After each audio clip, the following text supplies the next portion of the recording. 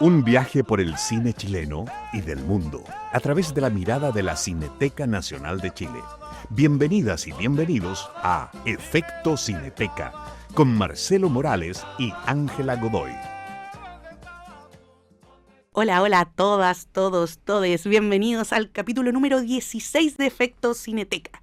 Estamos aquí con toda la energía en Radio UNIAC. ¿Con ganas de ir al cine? Revisa nuestra cartelera en www.cinetecanacional.cl. Somos Efecto Cineteca en Radio UNIAC.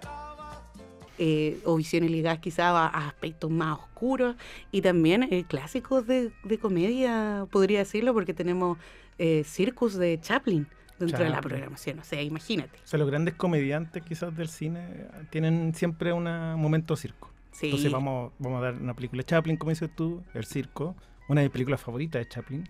Uh-huh. ¿Tú sabías que a Chaplin no le gustaba esa película? ¿Qué? No es la única película que nos nombra en su autobiografía. ¿En serio? Sí. Oye, y también vamos a tener a Cantinflas. Sí.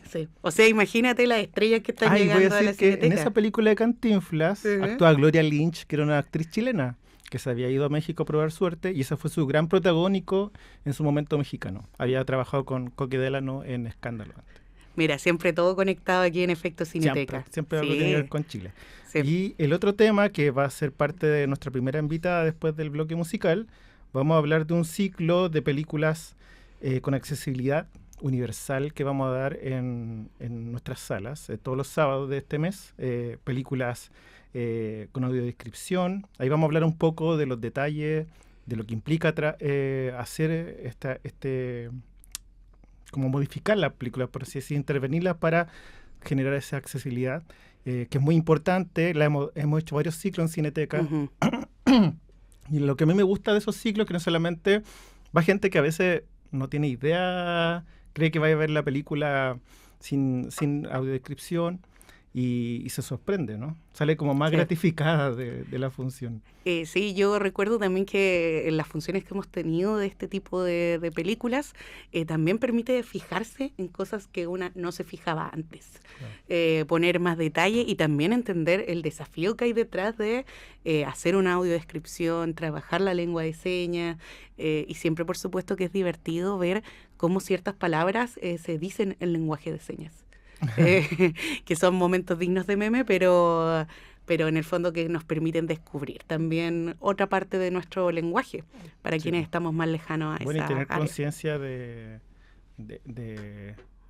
que finalmente son públicos que también disfrutan del cine, y que es valioso que existan instancias de reunión, de donde se convoque a estos públicos que generalmente no sé, ahora las plataformas igual están teniendo autodescripción en algunas películas, pero no es tan masivo aún, y bueno, es importante incluir esos públicos, pensar en esos públicos, y vamos a hablar un poco de eso, de un gran proyecto que ya lleva casi 10 años funcionando con películas chilenas que le agregan audiodescripción. Sí, hoy día pensaba que Efecto Cineteca, nosotros somos un podcast muy dedicado al cine chileno, porque hay muchos podcasts de cine, pero pocos donde abarquen el cine chileno como lo estamos haciendo nosotros aquí. Y hoy día hablar de cine chileno e inclusividad y todo el reto que hay detrás de eso, se viene. Y bueno, vamos a ir al primer corte musical ya, ¿o no? Ya, pues, vamos al primer corte musical. ¿Quieres presentar tú la canción, Marcelo? Sí, porque vamos a hablar un poco es parte de las películas de este ciclo que estamos comentando.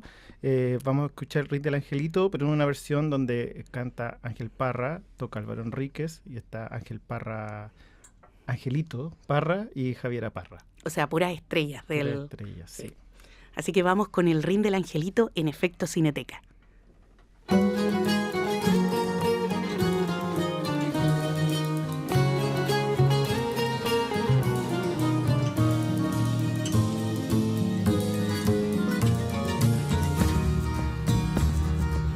Se va para los cielos ese querido angelito a rogar por sus abuelos, por su padre y hermanito. Cuando se muere la carne, el alma busca su sitio, adentro de una amapola o dentro de un pajarito. La tierra lo está esperando con su corazón abierto, por eso es que el angelito parece que está despierto.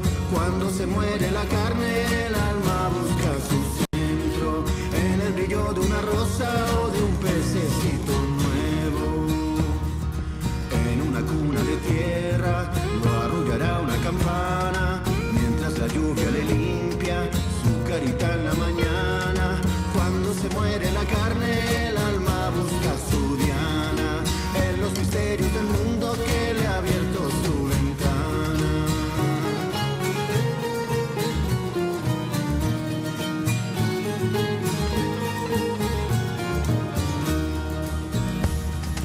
Las mariposas alegres de ver al bello angelito alrededor de su cuna le caminan despacito.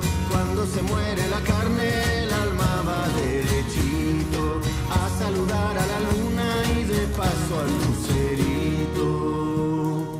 ¿A dónde se fue su gracia? ¿Dónde se fue su dulzura? Porque se cae su cuerpo como la fruta madura. Cuando se muere la carne, el alma busca en la altura la explicación de su vida cortada con tal premura, la explicación de su muerte prisionera en una tumba. Cuando se muere la carne, el alma se queda oscura. Cuando se muere la carne, el alma busca en la altura la explicación de su vida cortada con tal premura, la explicación de su muerte prisionera en una tumba, la explicación de su vida cortada con tal premura. Cuando se muere la carne, el alma busca en la altura la explicación de su muerte. ¿Con ganas de ir al cine? Revisa nuestra cartelera en www.cinetecanacional.cl. Somos Efecto Cineteca en Radio UNIAC. Estamos de vuelta en Efecto Cineteca en Radio UNIAC. Aquí yo mejorando todos los días. Todos los días. Aprendiendo de los errores. Sí, aprendiendo los errores, como el podcast de... Ya, no voy a entrar en farándula. No voy a entrar, me callo mejor. Oye, entramos en materia mejor. Sí, no, hablemos de cosas culturales y profundas. Vamos a presentar a nuestra invitada de hoy, que es Soledad Silva, que es productora audiovisual de películas con accesibilidad audiovisual, que nos corrigió. Corrigen a todos los que quiera, Sole, es parte de...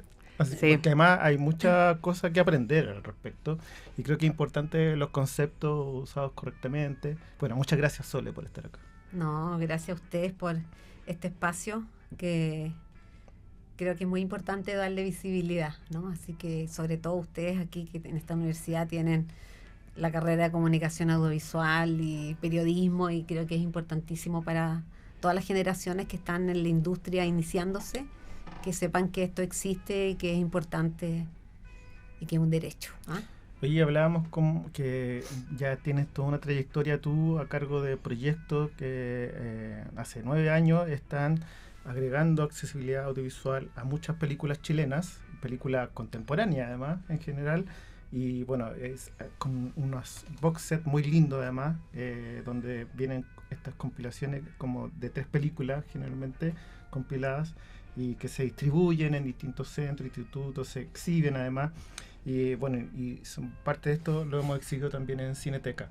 Uh-huh. La primera pregunta es como bien básica, como ¿por qué nace esta intención tuya, bueno, en un momento a través de la productora Almada Media, de trabajar de esta forma estas películas, de generar esta accesibilidad?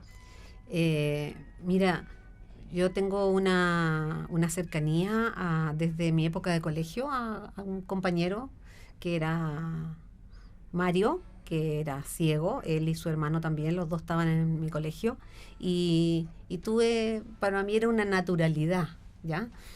Al pasar de los años, yo siempre trabajé en lo que es investigación y producción de cine documental, y me di cuenta que se había hecho una colección de cine con la Cineteca y Chile Actores, donde había cine ficción adaptado, que son películas clásicas del cine chileno, entre ellas El Chacal, La Frontera, etcétera, y sentía que había un debe al cine documental en el que yo me desarrollaba, ¿ya?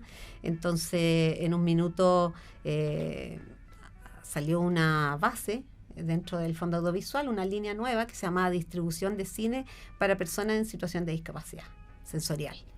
Y encontré que era el momento, que era importante, y llamé a una colega, la Paula Taloni, le propuse que hiciéramos este proyecto, que empezáramos a investigar, y bueno, hicimos una postulación, haciendo mucha vinculación, porque aquí es importante vincularse.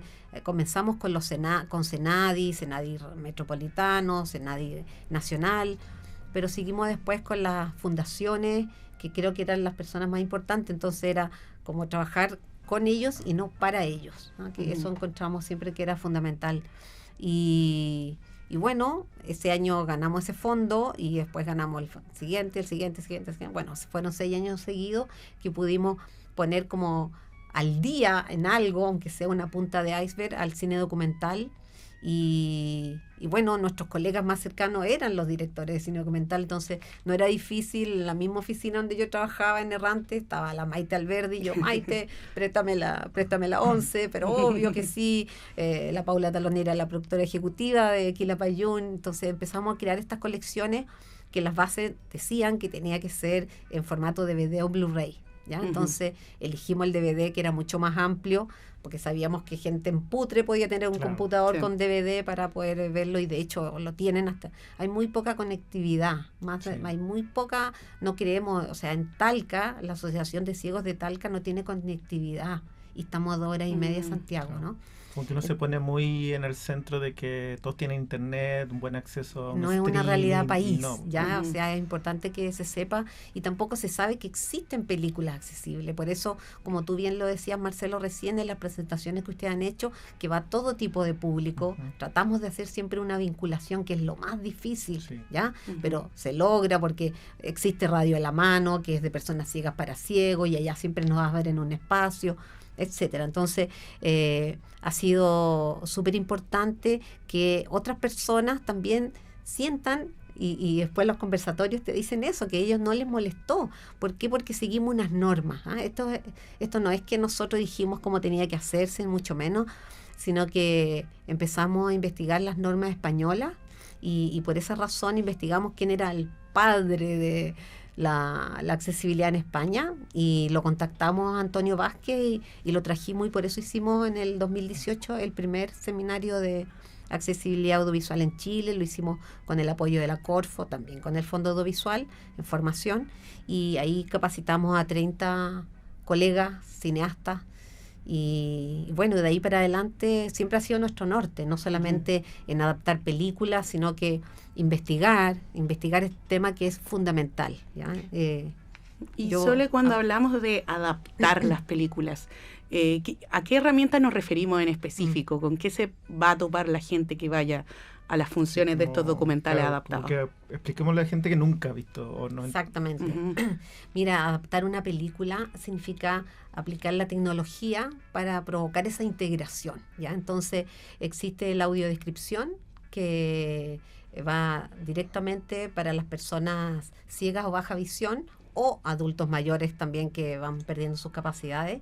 Entonces está la audiodescripción, es una locución paralela, es un guión paralelo que se crea a la película, que se integra, y por eso es lo más complejo de todas las herramientas, es la audiodescripción, porque en los espacios de silencio de una película tú no interrumpes diálogo, ¿ah? Y eso lo agradece, porque seguimos esa norma, y eso nuestro público lo agradece en ese sentido, de que se sintieron que la película la comprendieron. Nosotros no esperamos que vean una película igual que nosotros, ¿ya? Pero sí que la puedan disfrutar y comprender, que eso es lo más importante. Entonces, y claro, se respeta la obra original también. No, completamente, completamente. Ahí existe una cantidad de perfiles que les puedo hablar del audio de la persona que hace el guión, no el guionista. Están los subtítulos descriptivos, que son todos los sonidos que uno no ve en la pantalla del cuadro de la película, aplausos, lluvia, etcétera. Existe también los subtítulos de diálogo, que ya sabemos, closed caption, que están en todas las películas, en todas las plataformas ya. Y también está la lengua de señas, que también para nosotros es muy importante, porque es fundamental para la comunidad sorda que exista la lengua de señas, que es su lengua nativa, ¿ya? Entonces hay personas que solamente hablan en lengua de señas, se comunican a través de la lengua de señas, ¿ah? Y no tienen una capacidad lectora porque no tuvieron esa educación. Entonces nosotros trabajamos estas 4 herramientas de accesibilidad. Claro, las colecciones aprovechan más la tecnología porque son físicas y tienen código QR, y tienen diseño táctil, y tienen braille, y tiene menú inclusivo, etcétera, etcétera. Pero esas más o menos son las herramientas, no sé si quedan... Sí, Sole, y porque hay una cosa que siempre ocurre cuando se establecen algunos planes de inclusividad, por ejemplo, urbanos, que se dice, bueno, ahora estación de metro tiene una guía, audioguía para ciegos. Y es como, el ciego, ¿cómo va a saber dónde llega a ese botón que activar? Entonces, como siempre está pensado igualmente para gente que ve o escucha esta instancia, y no hay una incorporación de que ellos finalmente ayuden a ese diseño. Entonces, quería preguntarte en ese sentido, ¿cómo trabajan ustedes en investigar, en trabajar las películas? Porque obviamente no lo hacen bajo su criterio de persona oyente y que ven, sino que incorporan a gente ciega. No, claro. O sea, la vinculación y la validación de una película para nosotros es fundamental. Ya, independientemente que tú hagas un guión y que después de ese proceso de ese guión venga un chequeo de un guión de una persona que no realizó el guión, o sea que hay una segunda mirada de la película, y esa película se le muestra. Por eso trabajamos con personas tanto de las 2 comunidades, tanto sordas y personas ciegas. Hay un diálogo, ¿no? De ¿qué quisieron decir en esta parte? O sea, es muy importante porque uno puede cometer errores, sí. Así como al inicio cuando se comenzó, esto fue en el año, estamos hablando del año 84, ¿eh? La primera persona que se le ocurrió en Estados Unidos decir audiovisión, y después ya estamos hablando del 2005 son las normas españolas. Entonces si tú antes decías hay una persona sonríe, bueno, pero está sonriendo de forma irónica, estás haciendo una sonrisa de qué tipo. Entonces ahí empezaron a agregarse los adjetivos, ya solamente. Entonces es la integración de todo eso, y es fundamental que haya una validación. En el caso de nosotros trabajamos mucho con Diana Becker, ella es una artista visual que es seca para los subtítulos, y me dice, esa palabra no la pueden usar porque los sordos no la van a entender, ¿ya? Que para nosotros puede ser muy común usarla, pero no es así. Entonces por eso es tan importante validar nuestros trabajos, ¿ya? Yo no sé si ya que estábamos hablando de la audiodescripción, podemos compartir un tráiler de una de las... Me parece excelente idea. Entonces vamos a escuchar un tráiler. Sí, claro, mira, hay una colección que no es la única que no es de cine documental, pero la teníamos muy importante, que sabíamos que en Chile había ganado Historia de un oso, había ganado un Oscar, y como no tiene diálogos, la comunidad ciega no tenía idea de qué se trataba. ¿Puedes sacarla? Es la del medio. Y entonces yo sabía que había esta como necesidad, urgencia de la comunidad ciega, que quería saber. Bueno, fue un trabajo bien importante que hicimos con Pan Robot y con todos los directores de esa colección, que está Amucha, está Cantar con Sentido, pero Gabriel Osorio y Pato Escala, sin conocerme porque yo vengo del cine documental, claro, pero le tiré como toda la carne a la parrilla, y hubo muchas personas que nos apoyaron, que nos unieron. Yo le dije que yo le iba a cuidar su oso, y bueno, el lanzamiento lo hicimos con ellos y fue algo maravilloso, sí. ¿Ya? Y entonces yo quería compartir con ustedes el tráiler de Historia de un oso, y para que lo escuchen, ya que estamos también en una radio, es importante que el que está escuchando al otro lado pueda incluso cerrar sus ojos y ponerse en la situación de una persona. Sumergirse en esta experiencia. Exactamente. Ahí vamos a escuchar entonces el tráiler de Historia de un oso.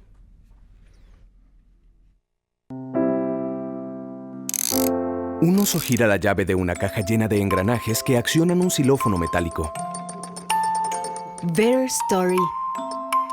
Historia de un oso. Ganador de un Oscar al mejor corto de animación. Un osesno camina de la mano de un oso, se detiene y mira al oso de la campanilla. El oso mira a los Sesno. El oso gira la llave del cubo. Mueve la manivela. Se abre la parte delantera del cubo, mostrando una ventanilla redonda por el que mira el osesno. Dentro, los engranajes forman un jardín metálico con los muñecos de la familia oso sobre él. La osa abraza al osesno, se coloca ante una cámara y les toma una foto. En el circo, el oso se sube a la bici que hay sobre una plataforma elevada. Hay un riel cortado abajo delante de varios animales. Pedalea con fuerza. El riel abajo se eleva y el oso sale expulsado hacia arriba agarrado a su bici.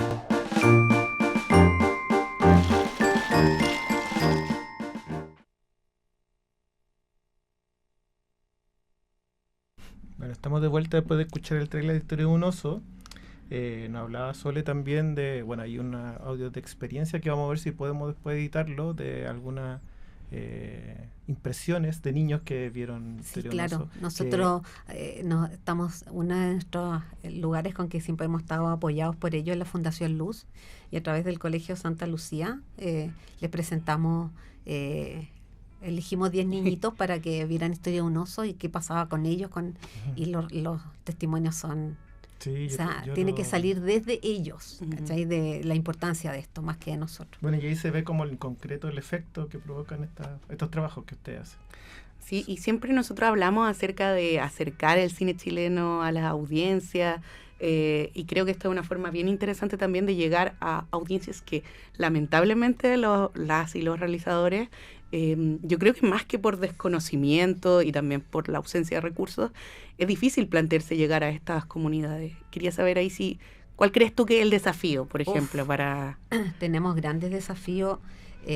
Mira, cada vez que mostramos una película, nos pasó con la última que mostramos, que fue Jepe, y con Margot Loyola, realmente el mismo director dijo, yo estuve 6 meses montando esa película y lo que ustedes dicen en esa audiodescripción yo no lo había visto. Y él decía, ¿por qué esto no existió antes? ¿Por qué esto no es un derecho que cualquier persona que haga una película tenga una adaptación para toda la comunidad? Entonces, nosotros llevamos 9 años en esto, sabemos que es una punta de lanza, sabemos que no es fácil, porque hemos tratado de llegar a los ministerios para que no bajen esas líneas, que las bajaron, esta línea de distribución se bajó, lamentablemente. Después hubo un periodo también que las películas que postulaban a producción tenían que tener la obligatoriedad de ser accesibles, pero tampoco había un protocolo de entrega, entonces había una caja en el fondo audiovisual llena de pendrive, donde no había un protocolo de entrega, nadie sabe si lo que está ahí se hizo bien o no, pero si no tenías una accesibilidad, tu película quedaba fuera de evaluación. Entonces hay tremendos desafíos. Tenemos nuestra mirada en España porque ellos ya llevan tantos años haciendo esto. Estamos también queriendo hacer este 2026 el próximo seminario de actualización, porque se están actualizando las normas en España en este minuto. Y queremos volver a hacer el seminario. Ya tenemos el apoyo de la Corfo, también tenemos el apoyo del Centro Cultural de España, y para seguir capacitando a directores, a colegas. Bueno, vamos a recordar que este ciclo que vamos a empezar desde este sábado 6 hasta el sábado 27. Nos vamos a saltar el sábado de Fiestas Patrias, obviamente. Por razones obvias. Con la cabeza puesta en otras cosas. Entonces vamos a hacer el sábado 6 a las 5 de la tarde. Vamos a dar Calafate Zoológicos Humanos de Hans Mulchi. Después el sábado 13, Violeta Existe de Rodrigo Avilés. Y finalmente el sábado 27, Folclore Imaginario, Jepe y Margot Loyola. También todo esto a las 5 de la tarde en el microcine de la Cineteca, totalmente gratuito. Sí, no se lo pierdan porque fue un placer adaptar esas películas. La particularidad que tiene cada película es lo que hace diferente, ¿no? Que se aplica. Si las de Hans tienen idioma, tienes que trabajar con voice over, con locutores de distintas voces, etcétera. Cada película tiene su particularidad, pero estas 3 son joyas del cine chileno, así que los invitamos a todos para que asistan, lleven a su familia. Y no solo como tú lo decías, para las personas con discapacidad sensorial, ¿lo estoy diciendo bien? Muy bien. Ya, las personas con discapacidad sensorial, sino también lo que tú decías, pueden ser las familias o De eso se pueden trata. ser cualquier tipo de usuario, en el fondo cualquier tipo de persona Sí, claro. que quiera ver cine y que también que quiera aprender más sobre este mundo que es bastante complejo, pero muy enriquecedor. Así Oye, es. Sole, muchas gracias por venir acá al estudio de Radio UNIAC, a Efecto Cineteca. Gracias también por todo el trabajo que han hecho, por la persistencia también, porque, claro, no solamente está el trabajo de hacer la cosa en sí, sino que también de conseguir o de instalar la conciencia de que esto es importante que se haga, ¿no? Así que, bueno, muchas gracias por venir acá. Gracias a ustedes. Y los invitamos entonces a este ciclo en Ujú. nuestra sala de cine. Así es, y nos vamos con una canción. Vamos a escuchar al mismísimo Buddy Richard con Tu cariño se me va, un temazo que es parte de la película El regalo y que tiene que ver con la cápsula que vamos a escuchar, que tiene que ver con una gran actriz llamada Gloria Muchmayer. Así que pongámosle play, pues, vamos a la música en Efecto Cineteca.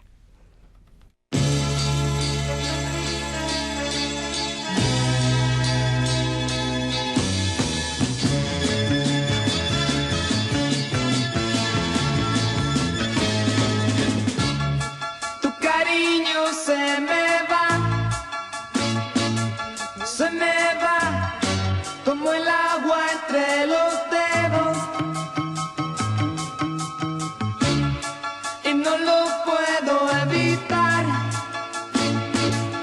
a pesar que de pena yo me muero. Era dueño de tu amor. Es mi culpa este dolor.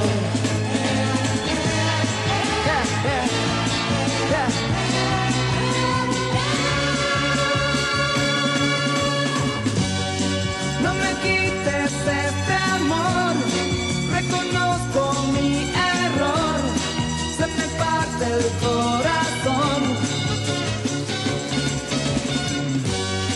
Sin tu amor no viviré y por siempre lloraré, recordando tu querer. Tu sonrisa se me va, ya no está, aunque trato de buscarla. Era dueño de tu amor. Es mi culpa este dolor.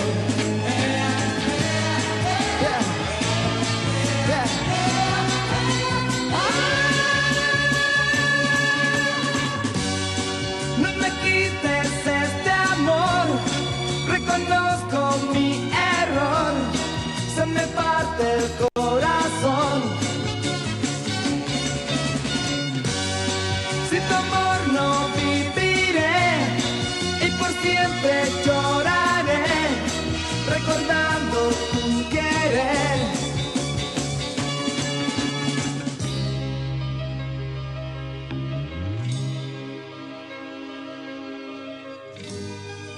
Tu cariño se me va,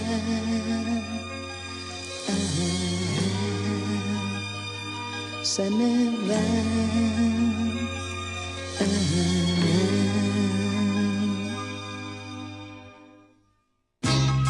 Tu cariño se me va, como el agua entre los dedos, y no lo puedo evitar, a pesar que de pena yo me muero. Tu cariño se me va, como el agua entre los... ¿Dónde está? En Cineteca Online encuentras más de 600 títulos para conocer las eras del cine chileno. Efecto Cineteca, aquí en Radio UNIAC. ¿Sabías que una de las actrices más importantes de Chile cumple 85 años este 2 de septiembre? Hablamos de Gloria Muchmayer, un rostro inolvidable de la televisión, el teatro y el cine. El público la recuerda por sus villanas en telenovelas. Su personaje en Los Títeres inspiró el dicho popular peinar la muñeca, mientras que en el cine dejó huella con su rol en Imagen Latente, donde en apenas 7 minutos encarna una mujer que relata con escalofriante contención la tortura que sufrió en dictadura. Su capacidad de transmitir emociones de manera directa, cruda y sincera convirtió esta breve escena en una de las más impactantes del cine chileno. 2 años después, protagonizó La luna en el espejo, interpretación que la llevó a ganar la Copa Volpi en el Festival de Venecia, uno de los mayores reconocimientos internacionales para una actriz o actor nacional. En Cineteca Online puedes encontrar las películas El Rey de San Gregorio, Imagen Latente, Los Deseos Concebidos y Los Agentes de la KGB también se enamoran. Déjate sorprender por el talento de Gloria Muchmayer, la actriz chilena que con su fuerza dramática y versatilidad ha brillado en papeles intensos, conmovedores y cómicos. Estamos de vuelta en Efecto Cineteca, nuestro capítulo número 16. Ya indagamos en lo que estamos como sumergiéndonos en toda la programación de septiembre y ya hablamos de inclusividad, documentales, y ahora vamos a hablar de el mes del circo, porque aquí no es solo tiki tiki ti. Sí, estábamos hablando como de nuestros recuerdos de infancia, de ir al circo en este mes de septiembre, que es como muy característico, al menos en Santiago, que aparecen los circos, porque el circo siempre está transitando, moviéndose por todo el país, pero claro, al menos en Santiago, septiembre siempre está asociado al circo. Y bueno, una disciplina, un arte que ahora ha sido mucho más reconocido formalmente por el Ministerio de las Culturas. Hay fondos asociados también al circo, a su memoria, y bueno, por eso queremos hablar también con nuestro invitado, que es el director y fundador del Museo del Circo Nacional, Bruno Caprario. Muchas gracias por estar acá. No, muchas gracias a ustedes por la invitación. Y bueno, hablábamos de que todo esto tiene que ver también con un ciclo que estamos haciendo del mes del circo, con muchas películas chilenas e internacionales, algunas muy conocidas, como en el caso chileno el Gran Circo Chamorro, y también hablamos de la de Chaplin, de Cantinflas, que también vamos a exhibir en nuestra sala de cine. Bruno, cuéntanos un poco del museo del Circo Nacional. ¿Dónde está? ¿Cómo nació esta idea de crear un museo en torno al circo? Uy, una aventura que hemos comenzado. Pero antes, ¿sabes qué? Ahora que nombraste las películas, caso anecdótico de la película del Circo Chamorro, fue grabada en un circo de la familia Carter. Entonces toda la primera parte que ustedes ven de la escena donde Chamorro vende la entrada y todo eso, sin hacer mucho spoiler, o sea, la película es solamente vieja, así que no estoy haciendo nada de spoiler. No. Es familia de circo, e incluso son las últimas actuaciones de grandes magos que habían en la época, incluso de artistas. Hoy en día hay muchos artistas que se ven en la película que ya son muchos ya mayores, con familia, con nietos y todo, así que es como una película que de igual forma tiene como parte del patrimonio del circense. O sea, no es nada set esto, pura realidad. Pura realidad, sí. Armar la carpa y todo eso. Qué bonito. Yo no sabía tanto detalle de ese sentido en relación a la película, que una película que además el tema de la frase, como el circo Chamorro, que alguien que hace de todo, nace a partir de esa película, pero ¿qué tan real es eso dentro de la tradición del circo? Vinculándolo con el museo, es completamente real. Es completamente. El circense, sí, por naturaleza, es tal cual como se muestra un chamorro. Hace de todo. O sea, desde que te corta la entrada, desde que te está vendiendo, desde que actúa en la pista.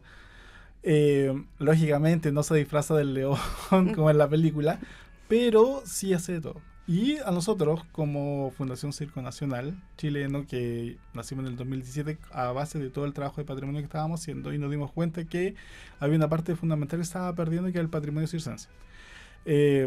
Pasa algo anecdótico en el mundo del circo y en la comunidad, que al minuto que fallece un circense, que es sumamente lamentable para nosotros, para la comunidad en sí, no fallece de a uno, fallecen de a tres.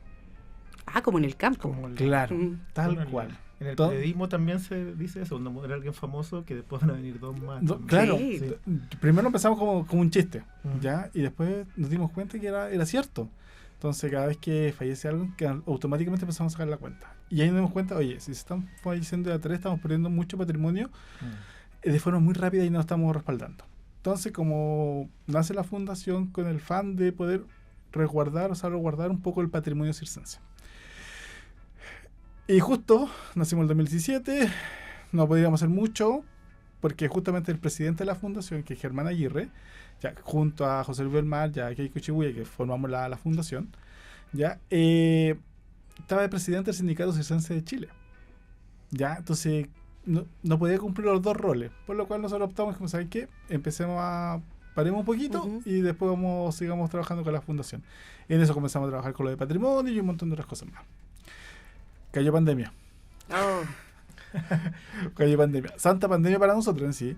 Ya, pero la gracia de que cayó la pandemia es que nos hizo un poco replantear para dónde iba la fundación.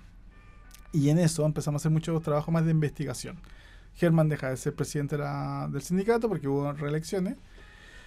Y en eso, por aquí y por allá, empezamos como a soñar un poco en hacer un centro patrimonial circense, dándonos cuenta que nos faltaba un lugar donde resguardar y donde presentar o difundir la cultura circense.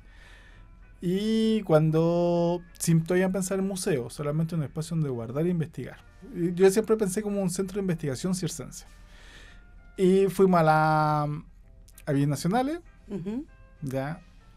Al igual que en la película Circo de Chamorro, haciendo conexión con nada, con un par de ideas, un par de dibujos, y convencimos a Bienes Nacionales, y Bienes Nacionales dijeron, ¿saben qué? Tenemos un espacio, ya, no para lo que quieran hacer ustedes, pero un espacio más pequeñito. Y nos pasan y en ese minuto nos dicen dónde es, nos dicen solamente que es la parte donde está ubicada la FOGI. Y cuando llegamos, nos dimos cuenta que era la Casa Amarilla. Claro, los más mayores cachamos al tiro que la Casa Amarilla era un centro cultural muy importante, ¿ya? Pero ya no era Casa Amarilla, sino era Casa Blanca. Para FOGI la pintó completa. Cuando ingresamos, que era solamente oficina, el Germán dice, Bruno, hay que hacer un museo. Y yo dije, ¿cómo rayos vamos a hacer un museo? Ya tenía un par de estudios de patrimonio, de museología y todo eso, pero igual, pues, no sabíamos en qué mundo nos estábamos metiendo.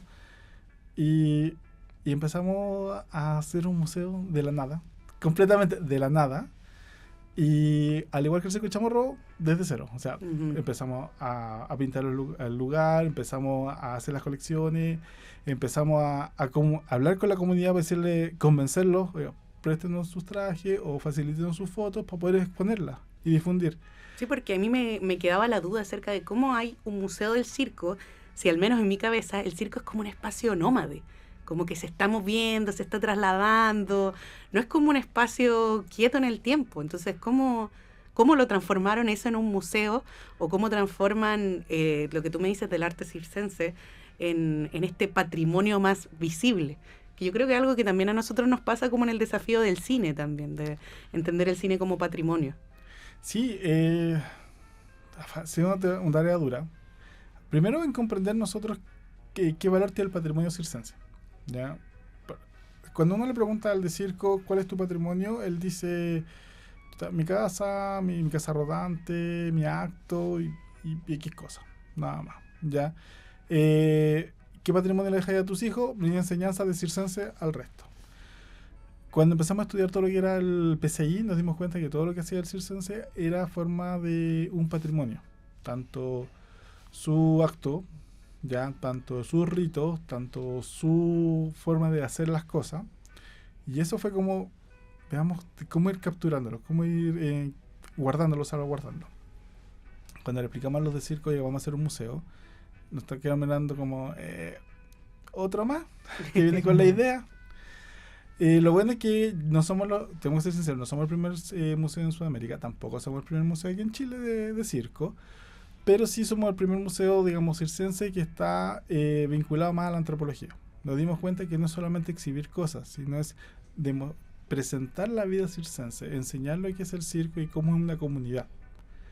Bajo ese paraguas, la gente del circo dijeron, ya saben que ahí tienen otras cosas. Y es muy bonito porque cada día que pasa va la comunidad, ya van los, digamos, yo le digo los mayores, a entregarnos sus cosas. Entonces me dicen, Brunito, toma, le traje esta foto. O Brunito, toma, le traje este afiche.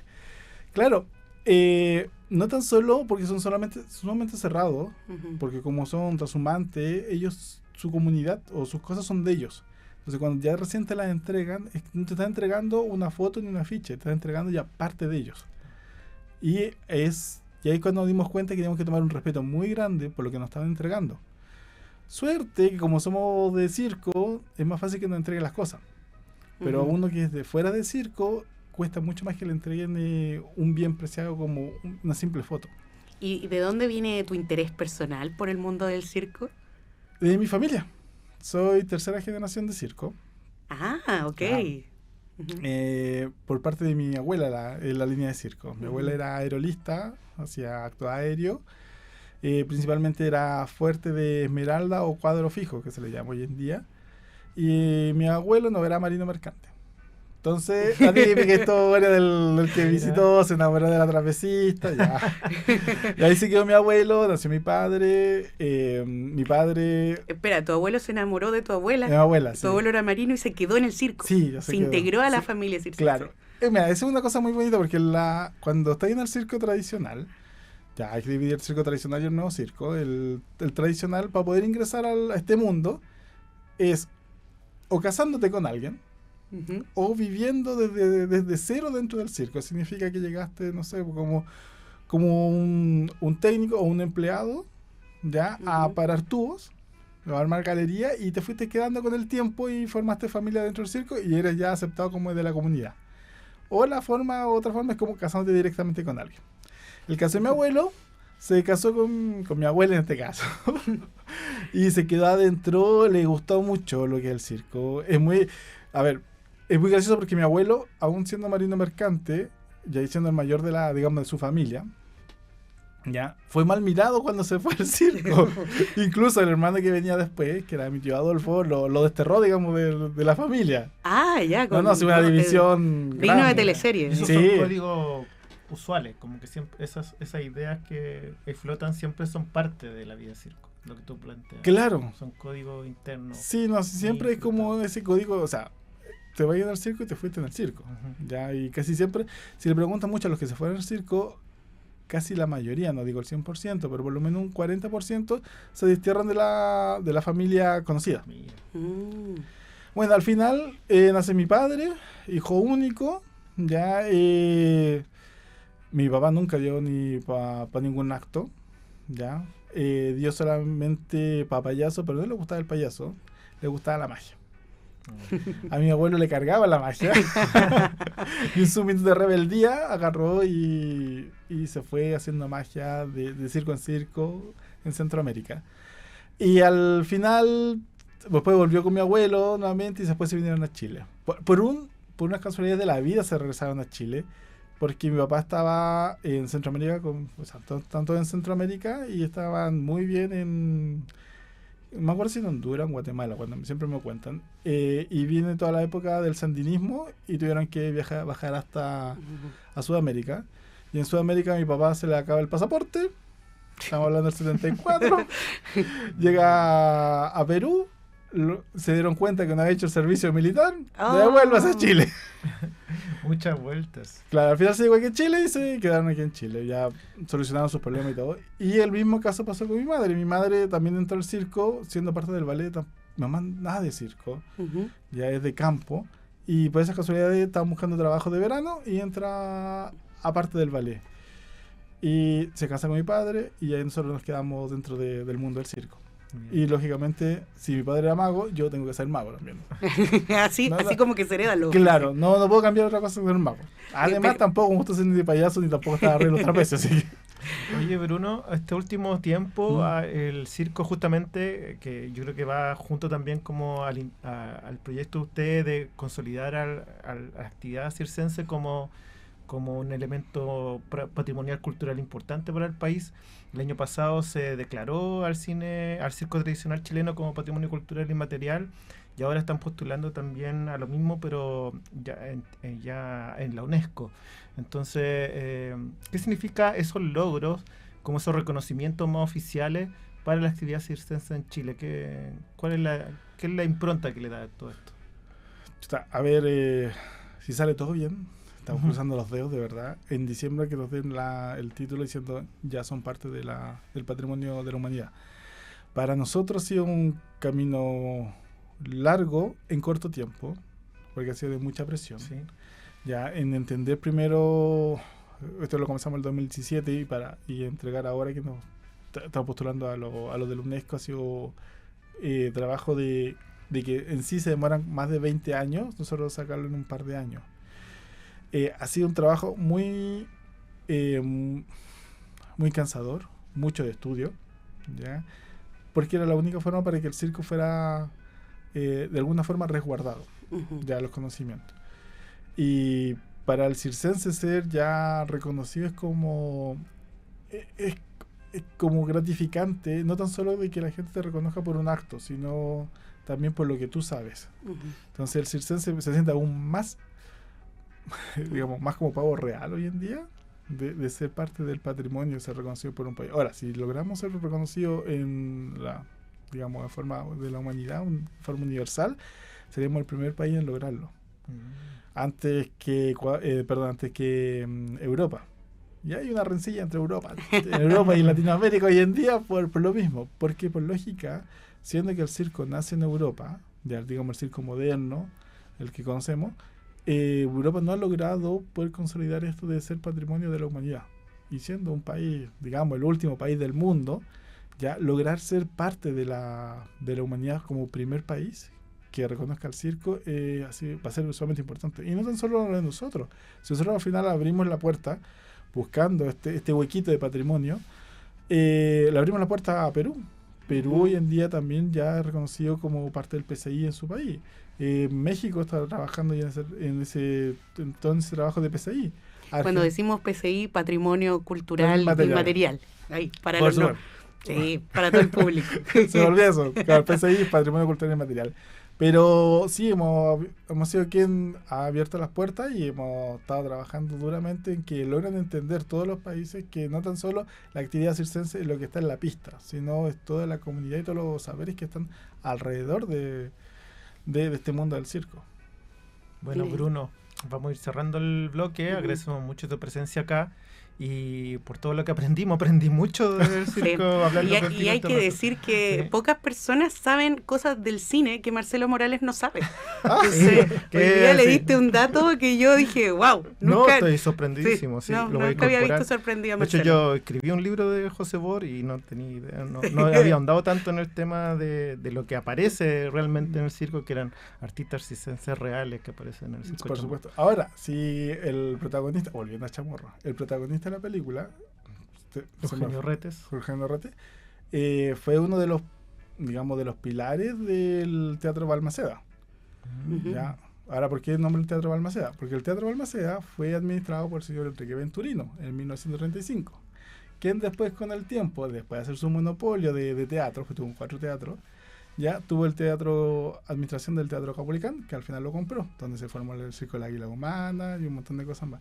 Bermejo, que era el personaje del Eugenio Rete, sí. A los años después sacó un circo, que era el Circo de Bermejo, que estaba que se realizaba en el Teatro Politeama, una temporada de septiembre. Teatro Politeama, que hoy en día es Víctor Jara, que antiguamente era el Teatro de Chile.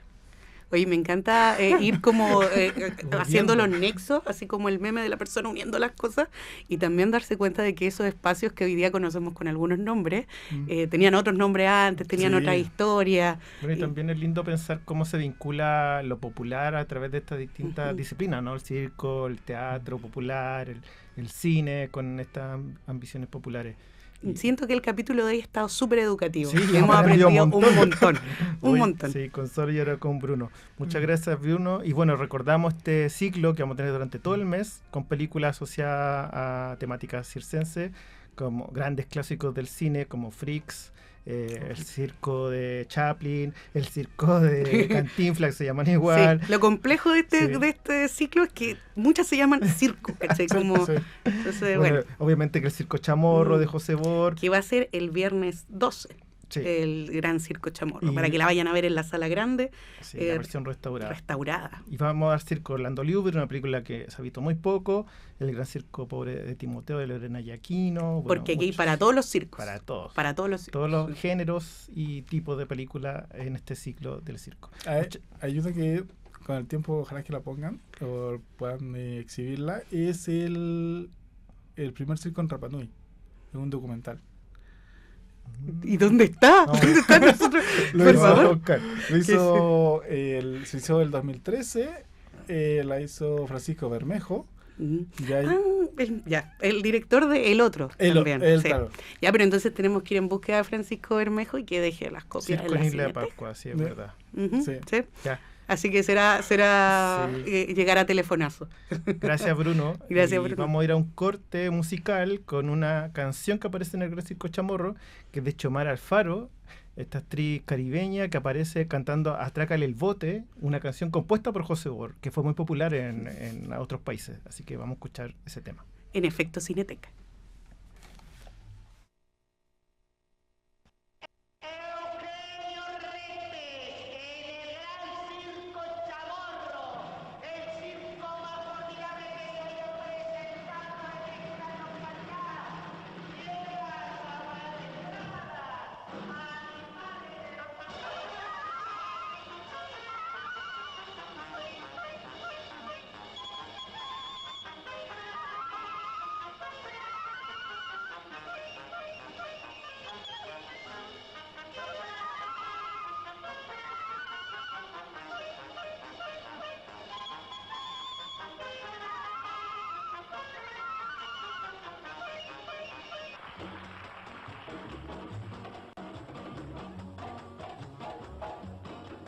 Desde Cuba llegó el botecito, desde México con ritmo distinto, pero iba con ritmo de chalupa. Este bote que es el made in Chile, atrácale el bote, mijito, qué sabroso, y qué rico. Atrácale el bote, mijito, este bote que es puro chilenito. Ay, ay, ay, ay, anda y no llores. El bote que yo atraco está llenito de mi amor, amor que yo entregué al que robó mi corazón. Ay, ay, ay, ay, ay, ay, ay, ay. Atrácale el bote, mijito, este bote que es puro chilenito. Ay, este bote tan suave y tan bonito. Ay, este bote tan rico y sabrosito. Este bote que es puro chilenito.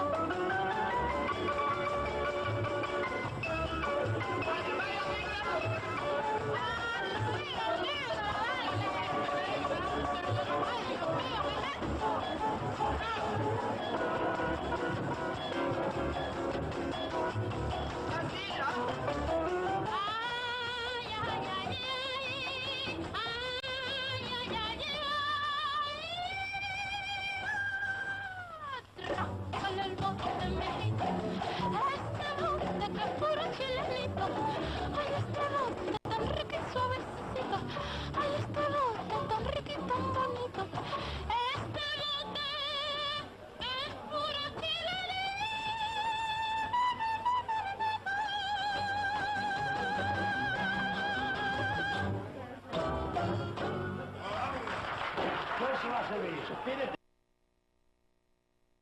¿Con ganas de ir al cine? Revisa nuestra cartelera en www.cinetecanacional.cl. Somos Efecto Cineteca en Radio UNIAC. Estamos de vuelta en Efecto Cineteca, un capítulo que hemos aprendido un montón, estábamos hablando de eso. Sí, aleccionados completamente. Impactante. Y encima Bruno nos dejó este libro increíble, Entre Carpa y Olvido, historia sobre Enrique Venturino, que fue uno de los fundadores del circo chileno. del cual nos comentó recién en su vínculo con Eugenio Retes. Oye, y me da mucha risa porque estaba solo hojeando y encontré a Eugenio Retes aquí. Mira, ahí está. solo hojeando a Eugenio Retes como Juan Verdejo, tomado de la revista Es Grande en 1941. Así que de verdad ha estado muy interesante hablar de lo que es el mes del circo, que se celebra en septiembre, en este contexto como de fiestas patrias. Sí. Y de estos espacios llenos de cultura, de patrimonio inmaterial, que yo creo que es siempre el desafío de poder recordar que esos conocimientos, esos artes no se pierdan. Claro, esa cultura popular finalmente, que Ujú. penetra en nuestras conciencias, y eso lo hace patrimonial, que forma parte de nuestra identidad, de nuestra forma de pensar, de imaginar Chile. Así que y el cine obviamente también contribuye a esos procesos, y por eso hacemos lo que hacemos. Ah, qué profundo, ya. Me puse poeta. Sí, Oye, bueno, esta semana tenemos, para que se preparen, por ejemplo, mañana pueden ver El tambor de hojalata, esta película que es inquietantemente fascinante. Una película que cuando yo vi salí un poco mal, pero pero mal de lo impactado. un clásico además del Ujú. cine europeo, alemán, Ujú. todo un reflejo de la Alemania de posguerra. También van a poder ver La chica del puente de Patrice Leconte el viernes, y bueno, lo que habíamos hablado del sábado, estos documentales con accesibilidad audiovisual, Calafate Zoológico Humanos y Circus de Charles Chaplin. Como dije yo, la película que Chaplin no le gustaba. ¿Sabes por qué? ¿Por qué? Porque lo pasó muy mal haciéndola. Ah, pero Se- tiene toda su razón de ser. Porque se entonces. quemó la carpa del circo cuando la estaba haciendo. Entonces No. tuvo que hacer como casi de nuevo todo. Gastó mucha plata. Ah, ya. y lo Yo pasó pensé muy que mal. había como un accidente involucrado más personal. Y entonces El dinero. quedó muy traumado, y bueno, tenía todo un conflicto ahí judicial con una persona que la estaba ahí denunciando, una mujer, fue un lío de falda. Fue todo un periodo complejo para Chaplin, pero una de mis películas favoritas. Tengo los mejores sketches de la historia del cine, están incluidos ahí en el circo de Chaplin. Imagínate también disfrutar esta película en nuestra sala de cine, Además, que se ve sí, ahí a todo a todo chancho. Por favor, vean esa secuencia con los monos. Notable, es increíble. Yo no sé cómo lo hizo, pero es demasiado graciosa esa escena. Se la muestro a mi hija a veces. ¿En Para que serio? vea, mira, hija. Mira, esto es arte, esto es cine, esto es cine. Esto no es inteligencia artificial, es todo real. Oye, y dentro de la próxima semana vamos a seguir presentando lo que es el mes del circo. Se vienen funciones, por ejemplo, también de Dumbo, un gran clásico, la versión de 1941, lo voy a decir así. Sí, no, Sí. además una película también sufrida también. Tiene Sí, su- yo siempre me cuestiono si estaba bien verla cuando uno era chico o no, Dumbo.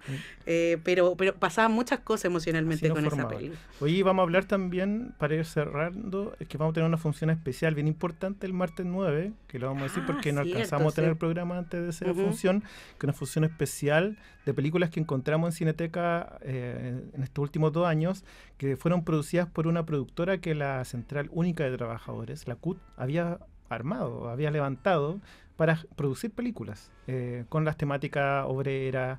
De hecho, son películas que actuaban obreros. Vamos a dar una que se llama ¿Crees tú que yo pueda?, donde se ambientan en 2 fábricas chilenas, en FENSA y una empresa textil, y actúan los mismos trabajadores. Una película bien notable, y ya la estaba revisando y quedé muy impresionado. Vamos a dar Encuentro también, y El Desafío. Y vamos a tener un foro con gente que trabajó en esas películas, que la ayudó a producir. Que yo creo que es bien importante ahí para poder como ver todo este panorama de producción de las películas y lo que pasó en su realización. Y con eso vamos a ir cerrando este capítulo. Así nomás. Sí, un capítulo lleno de educación, aprendimos sobre inclusividad y sobre el circo, y por primera vez, Marcelo, por primera vez en todo Efecto Cineteca, no nos están No cortando. nos dijeron nada. No nos dijeron nada, Sí. increíble. Así que muchas gracias por escucharnos. Recuerden que toda la programación de la Cineteca está en cinetecanacional.cl. Pueden reservar sus tickets. Si reserva su ticket, vaya a la función, no ve que le quita el cupo a otra persona. Y eso, y bueno, siga revisando nuestras redes que vamos a estar publicando sobre las funciones y los contenidos que también son parte de este programa. Sí, bueno, los invitamos para nuestro próximo programa y para seguir siempre siguiéndonos en nuestras redes, en cinetecanacional.cl, etcétera, etcétera. Así que muchas gracias por escucharnos y vernos. Nos vemos en el próximo capítulo. Esto fue Efecto Cineteca. Nos encontramos el próximo miércoles aquí, donde el cine se escucha. Puedes revivir este capítulo en YouTube, Spotify y radiouniac.cl.